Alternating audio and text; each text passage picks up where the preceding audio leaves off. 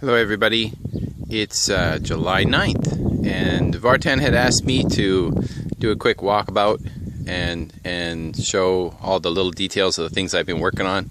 So here's our gray water, which I'll show you. This gray water bin is a recycled paint bin, and what I did is I put a plumbing fitting on down here, if you can see that plumbing fitting down there.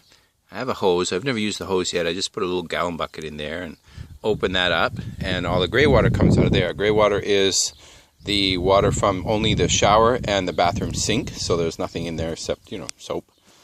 And that gets filtered out. And then I made this little staircase, which what I'm going to do is, at this ugly bin sitting here at the top of the driveway, I'm going to plant a vine on it that will use this metal frame around this bin as a trellis and cover the bin so you don't see it.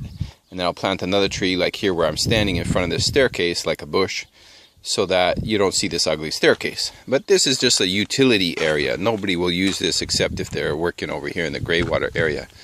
So here's the steps up. The idea of these tires is that when the rainwater comes down from up above, from beyond that arch up there, the rainwater can run down here. It won't disturb JP's wall along here. These tires are here, and even if it washes out a little bit, we can put it back together easily. This little tree right here, Ramon gave us. We don't know what it is. People have guessed that it's either a mango or a avocado, but we don't know. And you see the rocks I put there behind that. You can see I split a 45-gallon barrel in half, and I laid it down end to end. You see the plumbing coming in here. This is the gray water. This comes in here, goes through the sand and the rocks to the far end, and at the far end it comes out a pipe, which you can see down there in the bushes, that's going over into that bin over there. So that we're using all that water for irrigating plants around the property here. And then that rock wall that I built at the back there, just a little bit of rock to stabilize that elevation change there. I need to finish it off. I need another 2 or 3 rows of rocks there and over on that side too. So I'm kind of in the process.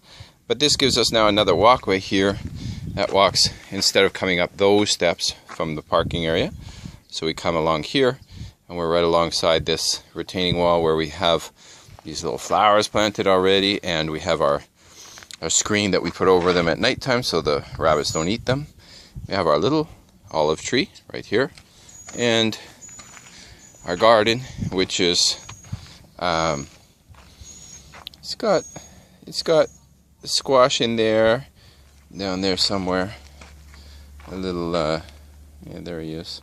A little how do you call that one? Butternut squash. And there's zucchini and some tomatoes, which have gone crazy and come right up through the top of the netting and up here. So free game for the rabbits if they want them, but don't seem to bother. Rabbits aren't bothering the tomatoes very much. They try everything, but they don't bother it too much. That's the utility area with the gas tank, all nice now. Still have screen doors that need to be properly fitted so they install right, and a few buckets. Just our junk area, and then the barbecue area. And here, clearly in the summertime, we need a blind for this window because it's shining sun straight in there in the late afternoon, which was part of the inherent problem of building here in this corner first. But in this direction, you're going to have that problem. So I'm still going to try and make some kind of a blind out here so that we can get some shade onto this deck. It'll make the house much more comfortable once again. And each of these little plants that we put in has a little basket that I made over top of it, that I put over top of it at night, because otherwise the rabbits eat it, which is kind of a pain. I put this crushed gravel in here for the patio area. Patio set's nice. A few other nice plants around the crackerjack rock that Cynthia named. And got these 2 nice oleanders here now in the foreground that are right up along the upper elevated yard now. We've got these 2, a pink one and a fuchsia. Apparently that's fuchsia. And then we're going to put like 4 more down along there, so that we get this nice color of green and nice flowers outside the door. Over here, we've already dug the hole. So we've decided in the Serenity Circle, we've marked out where all the trees are going to go with a yellow ribbon on a rock or a stick. And we place them so we know we're going to have one here in between these 2 rocks. On that side, that'll probably be a mandarin or an orange tree. And this also be a mandarin or orange tree here. It'll be really nice because you come walking up and you'll have these beautiful trees casting some shade on the Serenity Circle, which is looking really pretty right now. And we got one more marker up there, that yellow ribbon, and that one's going to be a pepper tree, like the tree that's in front of JP's studio that had the little pink peppercorns that we were grinding up. And then here we have, Suzanne said it's too steep for her to walk up and down there. It's a little slippery in this kind of terrain. So I cut this staircase, which, as you can see, these bottom stairs were granito, and oh my gosh, this stair alone probably took me at least an hour, maybe more. And I cut all of these all the way up here, which still need to be properly finished with a wood front edge or something to stabilize them so they don't just wash out the first time there's a little bit of rain on them. And what I did is I made a path all the way around. So we have this path around now what will be the Serenity Circle, but this would be the steps I just came up would be the walkway up to the main house, because the main house would be up there. And so this would be the walkway, and then this would be how the Serenity Circle is looking now, really nicely established now, cleaned up, raked out, trimmed up these plants in the front. We have our 2 grapevines there.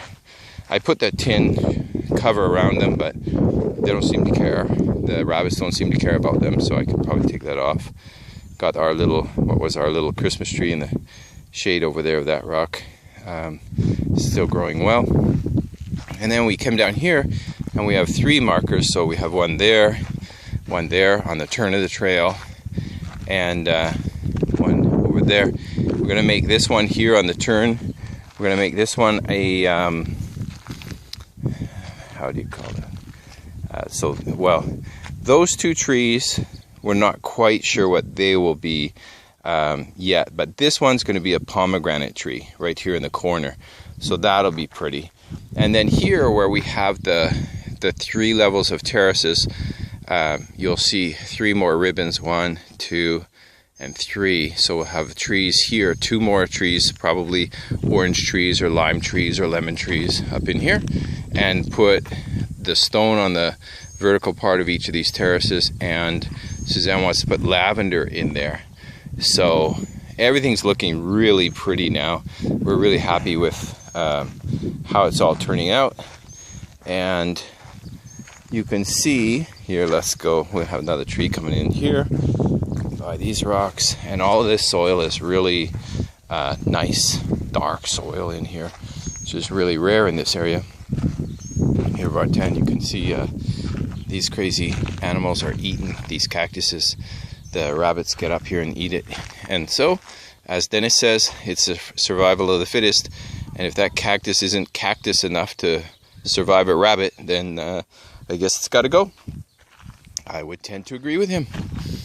And here we have our first little banana tree put in this corner, because the idea is he'll be sheltered from the winter wind in here and should do okay. He's going to grow, as Vartan points out, he's going to touch the roof up there. He's just outside the roof line, but he is going to go like 3 meters high.